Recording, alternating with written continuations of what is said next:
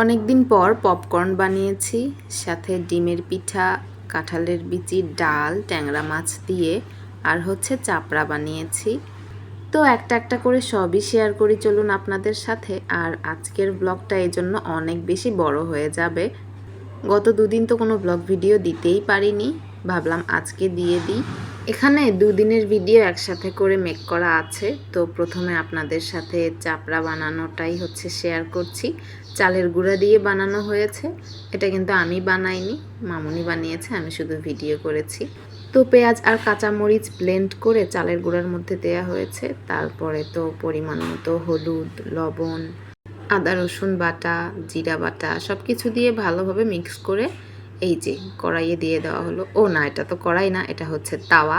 কিন্তু অবস্থা দেখেন একদম ভেঙে অবস্থা খারাপ হয়ে গিয়েছে। তার কারণ হচ্ছে এখানে কোনো রকম কোনো আটা ব্যবহার করা হয়নি, শুধুমাত্র চালের গুঁড়া, তাও আবার ভিজিয়ে রাখাও হয়নি। এটা যদি কিছুক্ষণ ভিজিয়ে রাখা হতো তাহলে ভেঙে যেত না। তো পরে কি আর করার, ওই ব্যাটারের মধ্যে কিছুটা আটা মেশানো হয়েছে, মিশিয়ে ভারী করা হয়েছে। তারপর এই যে আরও একটা তাওয়াতে এটা ভেজে নেওয়া হচ্ছে। এখন আর ভাঙেনি, ওই যে আটা মেশানোর কারণে আর ভেঙে যায়নি। তো এই তো এভাবে এটা করা শেষ। আর এটা হচ্ছে তারপরের দিন বিকালের নাস্তা। এটা ছিল হচ্ছে ডিম পিঠা। এখানেও কিন্তু সব ধরনের মশলা দিয়েই করা হয়েছে, কিন্তু এখানে হচ্ছে চালের গুঁড়া খুবই কম দেয়া হয়েছে আর আটার পরিমাণ বেশি দেয়া হয়েছে, সাথে ডিম দেয়া হয়েছে আর অন্যান্য যেসব মশলা দেয়া হয় আর কি, পেঁয়াজ মরিচ ব্লেন্ড করে দেয়া হয়েছে। তারপরে আদা রসুন জিরা বাটা, হলুদ, লবণ, এক কথায় সব ধরনের মশলা মিশিয়ে একদম ঝাল ঝাল করে এই পিঠাটা তৈরি করা হয়েছে। এটা খেতে কিন্তু ভালোই লাগে, একটু টমেটো সস দিয়ে খেলে ভালো লাগে। এরপরে হচ্ছে বাবা ভুট্টা কিনে নিয়ে এসেছে পপকর্ন বানানোর জন্য। তো এটা রাতের বেলা বানানো হয়েছে, বাবা নিয়ে এসেছে। নিয়ে আসতে দেরি, কিন্তু আমাদের বানাতে দেরি নেই। আর বাসায় যেহেতু সুন্দরভাবে বানিয়ে খাওয়া যায়, তাই আর কেনারও প্রয়োজন হয় না। তো আমি এই যে ভেজে নিচ্ছিলাম, এটা কিন্তু রাতের বেলা করেছিলাম, রাতের বেলা পপকর্নগুলো ভেজেছি। তো এটা শেষ। এখন আপনাদের সাথে স্পেশাল একটা রেসিপি শেয়ার করি, সেটা হচ্ছে কাঁঠালের বিচি দিয়ে ডাল।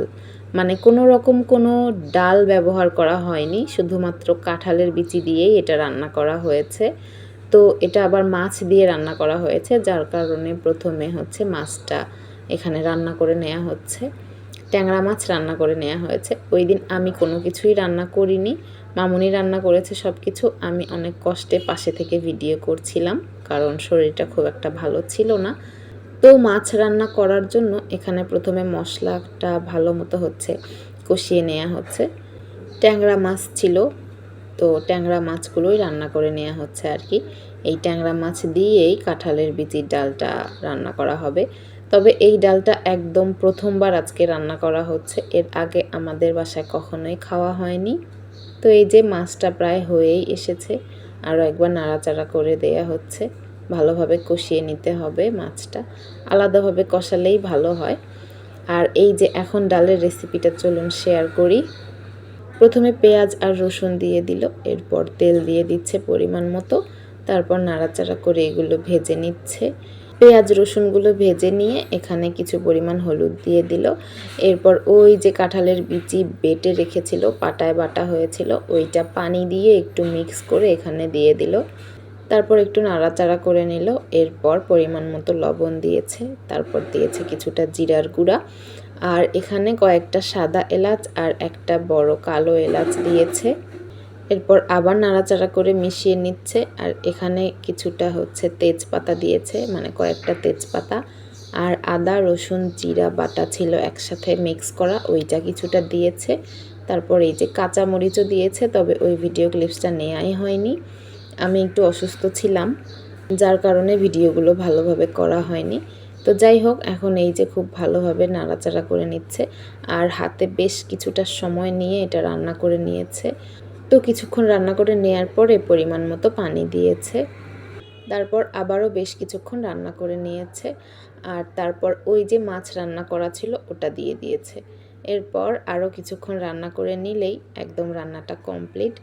তবে এখানে কষ্ট করে বাটার দরকার ছিল না, যেহেতু ডাল রান্না করা হবে সেহেতু ব্লেন্ডারে ব্লেন্ড করে নিলেই হয়ে যেত। তো যাই হোক, প্রথমবার অভিজ্ঞতা হলো। তবে খেতে অনেক বেশি মজা হয়েছিল।